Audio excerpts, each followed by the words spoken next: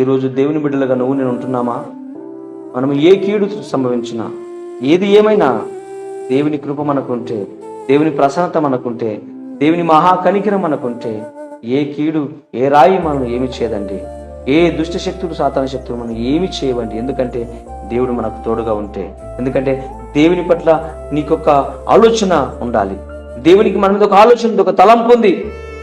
మనం ఏదో గొప్పగా తీర్చిదిద్దాలి, సేవలో నిలబెట్టుకోవాలని, మన ద్వారా అనేకులకు రక్షణ తీసుకురావాలని, మన ద్వారా అనేకులకు తన సువార్తను ప్రకటించుకోవడానికి దేవునికి ఎంతో ఆశ ఉంది. మనమేమో మన సొంత కార్యములు చూసుకుంటున్నాం, మన సొంత పనులే డబ్బు డబ్బు అని పోతున్నాం. దేవుడు అన్ని సమకూర్చినప్పటికీ ఇంకేం చేసిండు దేవుడు నాకు అంటున్నాం. కానీ దేవుడు మన కొరకు ప్రాణం పెట్టాడు, సమస్తం ఇచ్చాడు. కానీ నువ్వు ఒకసారి ప్రశ్నించుకో, దేవుని కొరకు నువ్వేం చేస్తున్నావు, నేనేం చేస్తున్నా ఒకసారి నేను ప్రశ్నించుకోవాలి. దేవుని కొరకు మనం ఏం చేయగలుగుతున్నాం, ఏం చేస్తున్నాం, ఏం చేయబోతున్నాం అని మనం ప్రశ్నించుకోవాలి. కాబట్టి యోన లాంటి జీవితము మనగిడంగా ఉంటే, దేవుని మాట వినకుండా పారిపోతే, దేవుడి పట్ల నీకు ఒక ఆలోచన తృష్ణ లేకపోతే కష్టం మీద సహోదర సహోదరి ఆలోచన చేద్దాం. దేవాన్ని ఎందుకు సృష్టింపజేశావు?